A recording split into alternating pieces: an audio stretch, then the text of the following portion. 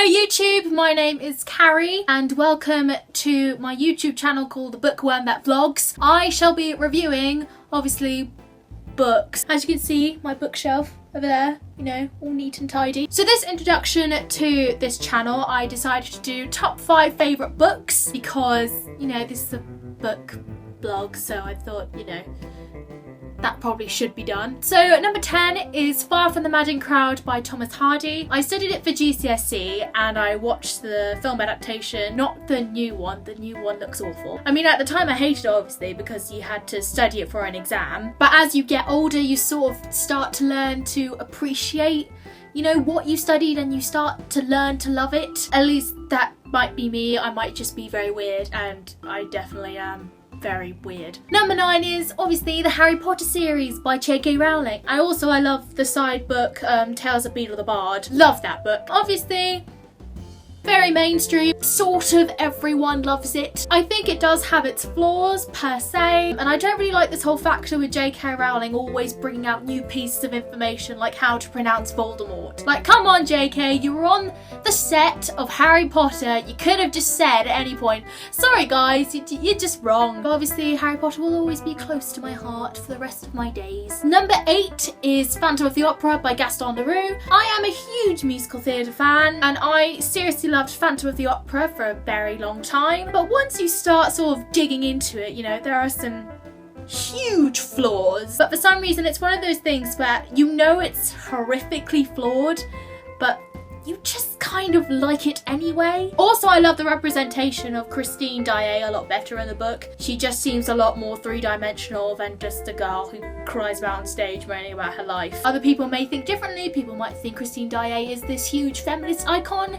You definitely can see that in the musical, but it's just a lot more clearer in the book. My 7th favourite book is Pride and Prejudice by Jane Austen. I managed to read it within 4 days on my holiday to, I think it was Ibiza. I really sort of like classical books. Classical books have always sort of had this sort of traditional value to me. It's remained to this day such a great piece of writing.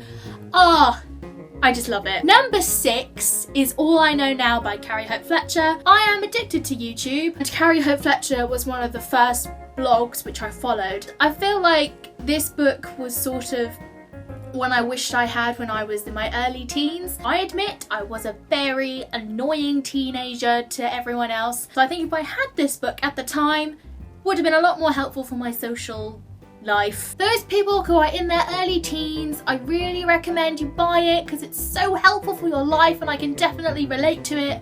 So please get the book! Into the top 5 now. This is getting serious, you guys. Number 5 is The Bees by Lillian Paul. For those of you who don't know when they've come across this channel, I did originally start The Bookworm That Blogs. It was originally a WordPress blog.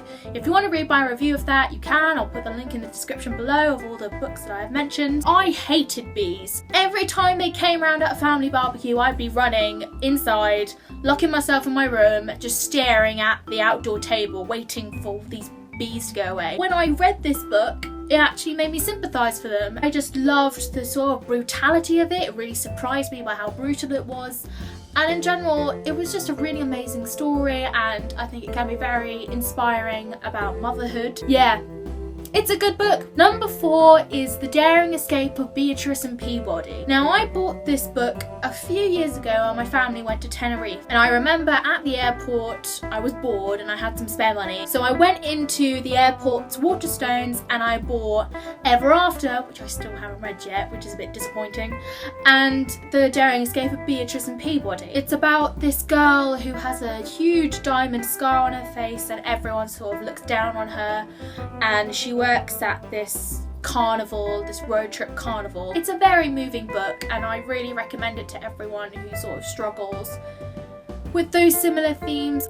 I really loved it. My 3rd favourite book is The Rabbit-Back Literature Society by Pasi Ilmari Jääskeläinen. I think it's from Sweden?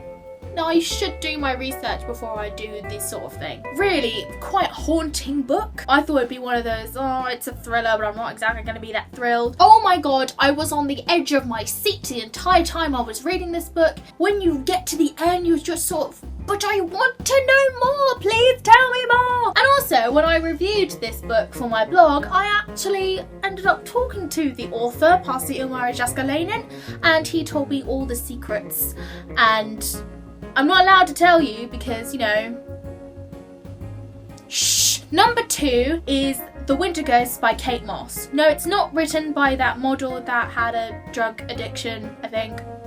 Oh god, brilliant. My favourite stories ever. Brilliantly written, brilliant plot, brilliant characters, and I genuinely want to name one of my future children after one of the characters. This is the lead up.